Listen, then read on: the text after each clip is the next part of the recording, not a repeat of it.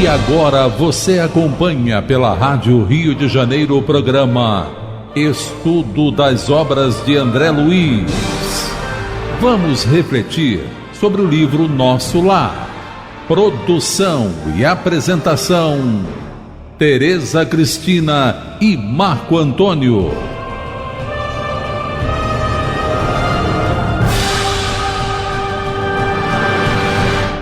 Olá, caros ouvintes da Rádio Rio de Janeiro. Estamos começando mais um programa. Estamos estudando o livro Nosso Lar, que foi psicografado por Francisco Cândido Xavier pelo espírito de André Luiz. Amigos ouvintes da emissora da Fraternidade Rádio Rio de Janeiro, novamente aqui com a permissão de Jesus, nós estamos para darmos continuidade ao estudo do livro Nosso Lar. Nós iniciamos no programa passado o capítulo 41, Convocados à Luta. Iniciamos comentando a questão, já o título, né, Convocados à Luta. Vai falar de guerra, um capítulo vai falar especificamente, muito sobre a guerra, mas essa luta, a gente sempre lembra que por orientação, por ensinamento e orientação dos bons espíritos, a luta realmente é a luta íntima, a luta interna, porque as guerras só existem porque existe um desequilíbrio interno dos homens, daqueles que dominam a sociedade, né? Daqueles que dominam e governam os povos. O desequilíbrio se alastra, nós, por sua vez, nos ligamos a isso, porque gostamos da vingança, do ódio, esquecendo as leis de amor. E aí surge a guerra. E aí o André Luiz começa comentando do início da guerra, em setembro de 1939, dizendo do choque que foi para diversas colônias espirituais, tendo que os seus habitantes observarem um estado de vigilância constante. A guerra europeia, ele comenta, né, que é tão destruidora nos círculos dos encarnados, quanto perturbadora nos círculos dos desencarnados, porque existem vibrações, e nós estamos, vibrações que chegam até os planos espirituais, como chegam do plano espiritual para nós. Comentamos sobre isso, que estamos todos interligados, uns com os outros, né? A vigilância tem que ser constante, por isso o dizer de Jesus, vigiai e orai. O vigiar é o nosso comportamento para que não caiamos na mesma sintonia. Nas palavras de Jesus, para não caiamos em tentação. Né? Mas para que não caiamos na mesma sintonia de ódio. Isso é uma constante em nossos dias, do dia a dia. E ele comenta mais adiante, no segundo parágrafo, iniciando, que as grandes fraternidades do Oriente também suportavam vibrações antagônicas da nação japonesa. Ele faz questão de colocar a nação japonesa. E por isso nós pesquisamos um pouco na internet e vemos que em 1937, no final do ano de 37 e início de 38, houve um massacre muito grande feito pelos japoneses a cidade de Nanquim, na China, que na época era a capital.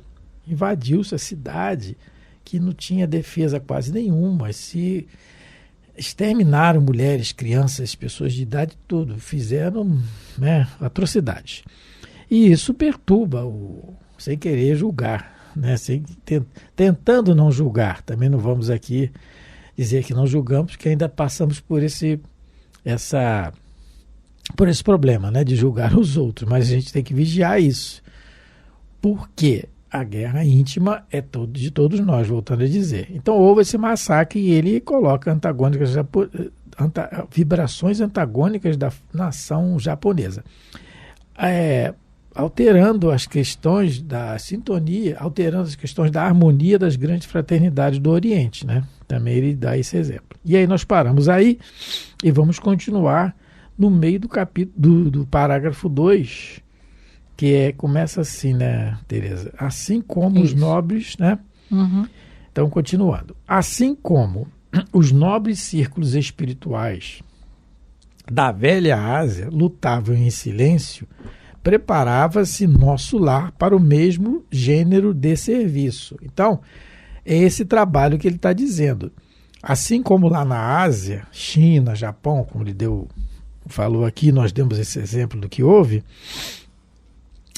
ao nosso lar também, que é ligado aqui a uma colônia do Brasil, que está nas Américas, também fazia o mesmo gênero de serviço, mostrando que a perturbação, o desequilíbrio no plano de encarnados que houve, altera o equilíbrio no plano espiritual. Por isso, o grande trabalho.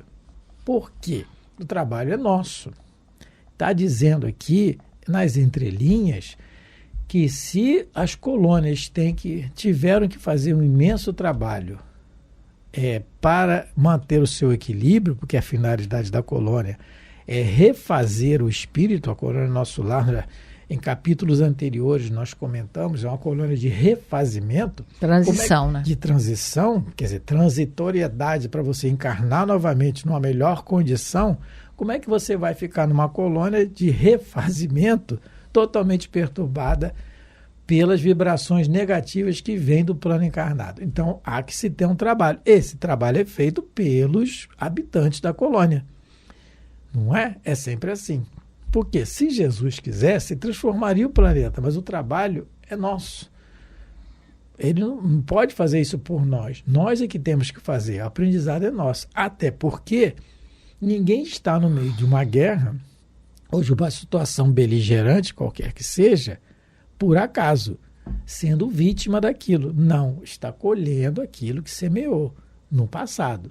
Então, a gente sabe disso, né? A lei de causa e efeito. Então, no programa passado, a gente começou a ler o capítulo 18 do livro Os Mensageiros, e aí a gente falou sobre, né, a preocupação que existe também com a guerra de pensamento que existe na Terra. Mas ele também, nesse capítulo, mostra o grande trabalho que Nosso Lar vai ter e vários postos de socorro também. Ele coloca assim, o André Luiz, no capítulo 18. Os postos de socorro de várias colônias ligadas a nós estão superlotados de europeus desencarnados violentamente. Fomos notificados de que as súplicas da Europa dilaceram o coração angélico dos mais altos cooperadores de nosso Senhor Jesus Cristo. Depois de reiteradas assembleias dos nossos mentores espirituais, resolveu-se providenciar a remoção de pelo menos 50% dos desencarnados na guerra em curso para os nossos núcleos americanos. Temos aqui o nosso campo de concentração com mais de 400 desencarnados europeus, porque no começo a guerra não atingiu a América, mas indiretamente todos nós estamos ligados. As Américas, elas foram colonizadas por europeus, a América do Norte pelos ingleses, a América Latina pelos espanhóis e o Brasil por Portugal. Então, mesmo a Espanha e Portugal um pouco distante, né, do foco da guerra, mas a Inglaterra bem no foco da guerra. Então, todos os países das Américas tinham pessoas da família que viviam na Europa, amigos, né? Muitos deixaram, estavam aqui porque vieram em busca de uma vida melhor, mas também tinham o coração ligado aos afetos que ficaram. Então, todos sofriam com a guerra. E aí houve, por bem, né, decisão daqueles que são ministros de Nosso Senhor Jesus Cristo que governam a Terra, de trazer para as Américas, não só para o Brasil, porque no Brasil, no caso, a gente tem a notícia de Nosso Lar, mas provavelmente foram também para colônias dos Estados Unidos e de outros países, né? E aí o André Luiz fica preocupado, né? E pergunta ao Aniceto como é que iria se falar com essas pessoas, né? Porque a gente aqui fala português, Estados Unidos, o inglês era mais fácil, mas aqui pra gente era mais complicado.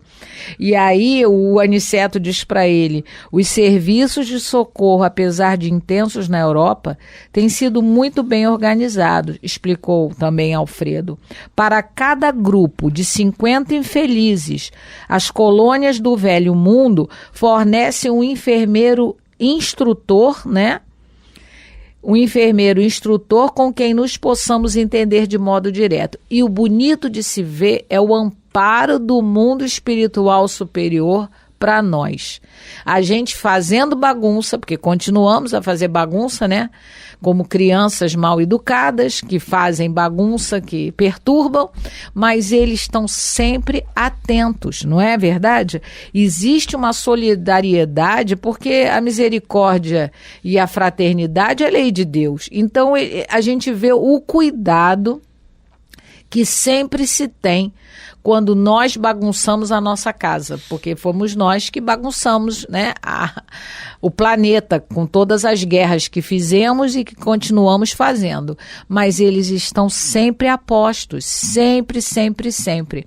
Outro exemplo desse cuidado no livro Cartas de uma Morta, que foi acho que foi o primeiro livro, né, psicografado por Chico Xavier. No livro Cartas de uma Morta, o livro não tem capítulos, mas quem tem a edição antiga, como eu tenho, tem uma... Ditado pela mãe do André Luiz, Dona Maria João de Deus. Tem um índice que é detalhado, e no índice a gente tem na página, no caso do meu é 34, a página 34 que vai falar os desencarnados da guerra. E ela, nesse capítulo, né, nesse subitem aqui, ela relata assim: a chegada no além dos desencarnados da guerra. A gente não viu que o trabalho está muito grande em todas as colônias da América. Nosso lar não é exceção à regra.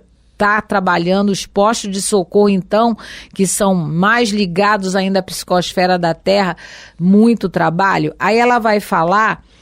Ela vai dizer assim pra gente: surpreendida, vinha saber que os preparativos se destinavam aos recém-desencarnados da Grande Guerra. No caso dela, era a primeira, a de 14, mas se aconteceu na de 14, aconteceu na de 39.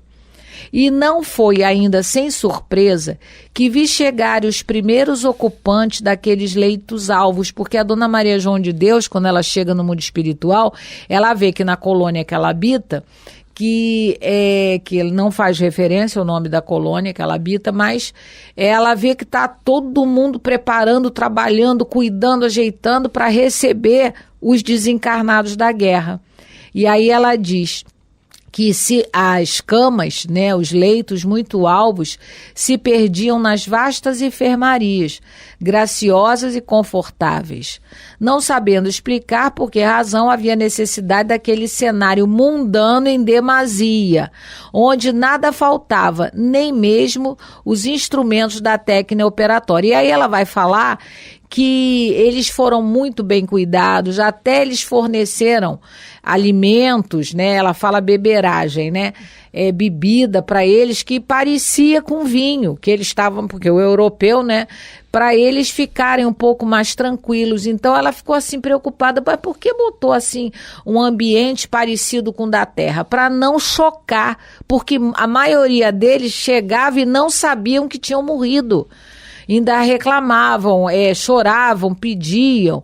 Então, isso tudo para a gente ver o amparo do mundo espiritual para toda a humanidade. A gente não pode perder isso de vista, que todos trabalham com muito carinho, com muito amor, com muito afeto, para que quando aconteçam esses, né, flagelos destruidores, né, no dizer de Kardec, todos sejam amparados, sem exceção. Só fazendo uma correção rápida, o livro Cartas de uma Morta, na realidade, ele foi o terceiro livro publicado, publicado pela Federação Espírita Brasileira. O primeiro foi nosso livro. O primeiro, né? Foi Parnaso de Além Túmulo, em 1931. O segundo foi um livro chamado O Primeiro Livro, que foi em 34. E o Cartas de uma Morta em 35.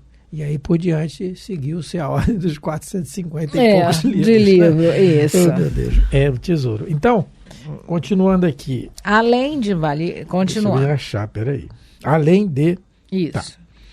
Então, além de valiosas recomendações, no campo da fraternidade e da simpatia, determinou o governador tivéssemos cuidado na esfera do pensamento, preservando-nos de qualquer inclinação menos digna de ordem sentimental. E aí, olha a preocupação dele aí com o pensamento. Aí é a guerra mental. Isso.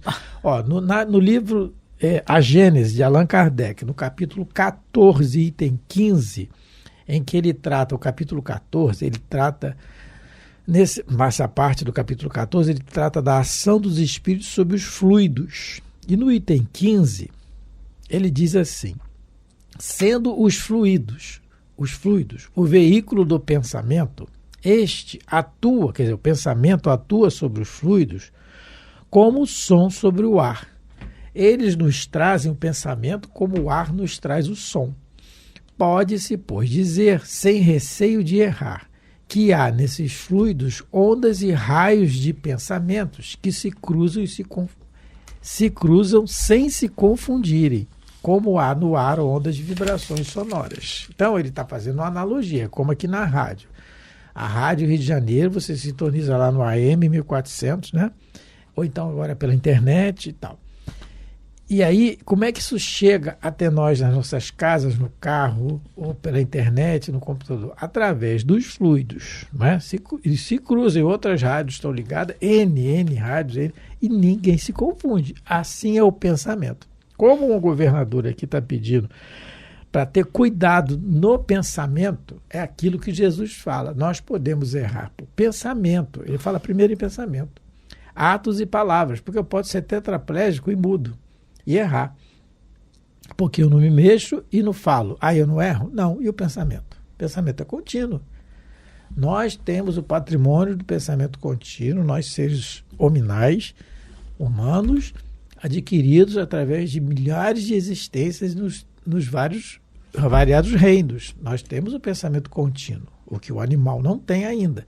Então, a responsabilidade do pensamento. E no livro Pensamento e Vida, no capítulo 8, livro Pensamento e Vida de Emmanuel, no capítulo 8, intitulado A Associação, tem um trecho que ele diz assim, para a gente vigiar, que é o que o governador está pedindo. Quando nos detemos nos defeitos e faltas dos outros, o espelho de nossa mente reflete-os de imediato, como que absorvendo as imagens deprimentes de que se constituem, pondo-se nossa imaginação a digerir essa espécie de alimento, que mais tarde se incorpora aos tecidos sutis da nossa alma. Com o decurso do tempo, nossa alma não raro passa a exprimir, pelo seu veículo de manifestação, o que assimilara, fazendo-a, seja pelo corpo carnal entre os homens, seja pelo corpo espiritual do que nos servimos depois da morte. Então, olha só o que ele está dizendo. Quando a gente se detém nos defeitos e falta dos outros, criticando. É isso que o governador está pedindo, fazendo, que corroborando o que Kardec fala na Gênesis, veículo do pensamento, como o ar é o do som. Então, por isso que ele está pedindo para vigiar. Porque é muito fácil para uma colônia de convalescente, como é o nosso lar, porque é uma colônia de convalescente. Não são colônias de espíritos superiores. Os superiores estão lá dirigindo. Mas os habitantes, aqueles moradores temporários de lá, são convalescentes. É muito fácil se ligar a pensamentos inferiores que a guerra traz. Por isso que ele está pedindo vigilância. Isso. O perigo, né, dessa guerra mental que o governador, né, tá preocupado, é porque a gente entra na guerra. A gente acaba entrando na guerra pelo pensamento e pelo sentimento. Como? A gente defendendo partido, ficando com ódio de outro partido, no sentido, né? Eu estou torcendo, no caso da Segunda Guerra, eu estou torcendo para o japonês, ou eu estou torcendo para o alemão, ou eu estou torcendo para a Inglaterra, e começa não é, a vibrar a raiva dos outros. Então, o governador, ele de alguma maneira está falando, né? Olha, cuidado, porque a gente entra na guerra pelo pensamento, cultivando ódio, não é? Aqui mesmo no Brasil, a gente nessa época teve notícia de que no sul do Brasil houve muita perseguição a determinadas etnias, como no caso, né, houve perseguição aos alemães imigrantes, aos japoneses imigrantes, aos italianos imigrantes. Isso que a Tereza está falando, eu tive o exemplo da família. O pessoal no sul... A minha avó, ela contava, eu lembro, a mãe da minha mãe, é do Rio Grande do Sul, ela contava, e ela é descendente de alemão. Minha avó era filha de alemães migrando para o Brasil no início do século XX. Final do 19, início do 20. Então a minha avó sofreu. E olha que não tinha comunicação nenhuma naquela época. Tão rápida como tem hoje. Mas era tido que os alemães estavam matando todo mundo. E aí, pessoas que não tinham nada a ver, pessoas trabalhadoras lá no meio rural, na roça mesmo, e ali trabalhadores do sol a sol sofreram, batiam as pessoas na pracinha lá dos lugarejos, amarravam as pessoas e batiam nelas. Quer dizer, a consequência é isso que o governador está pedindo. É isso, porque é a guerra que a pessoa que não está diretamente lá no fronte, ela está fazendo esse tipo de guerra. Não só no caso, né, que o Marco deu o exemplo, saiu do pensamento e foi para a prática. Então é isso que é o maior trabalho. Então isso é um alerta para todos nós, porque a gente ainda vive tempos de guerra, não é?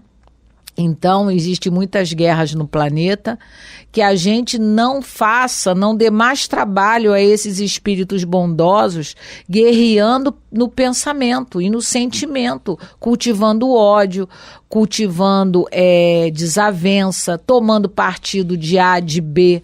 A gente tem que ter esse cuidado, porque a gente já viu que a gente pode contribuir e muito com os nossos pensamentos negativos. A gente tem responsabilidade sobre isso, porque Jesus falou, podereis errar não só por atos e palavras, mas também pelo pensamento. Então, imagine o trabalho quando a gente toma partido, quando a gente fica com ódio de determinados grupos porque não pensam como nós ou porque estão agindo de modo cruel, né? Então o governador, ele orientou a todos, né, que tivesse muito cuidado com a esfera do pensamento. Então, que todos nós, porque ainda tem um outro grande problema.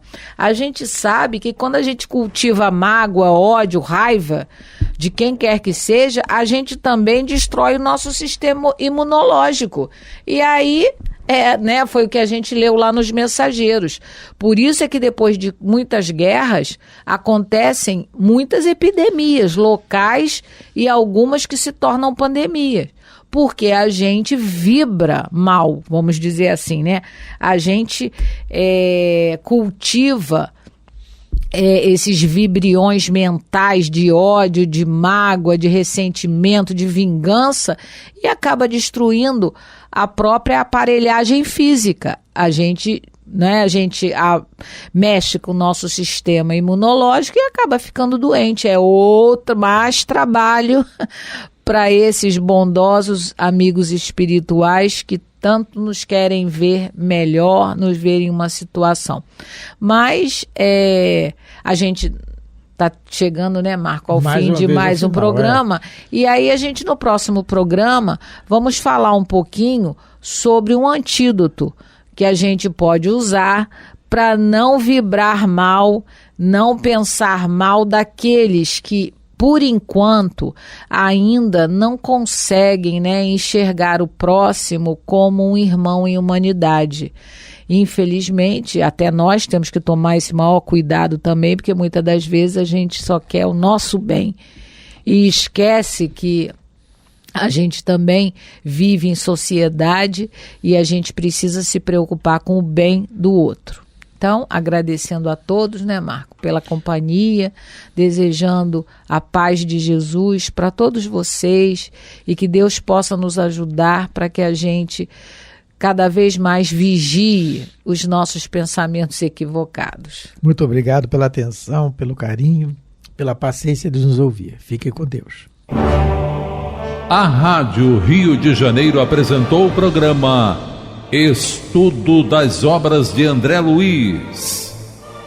Produção e apresentação: Tereza Cristina e Marco Antônio.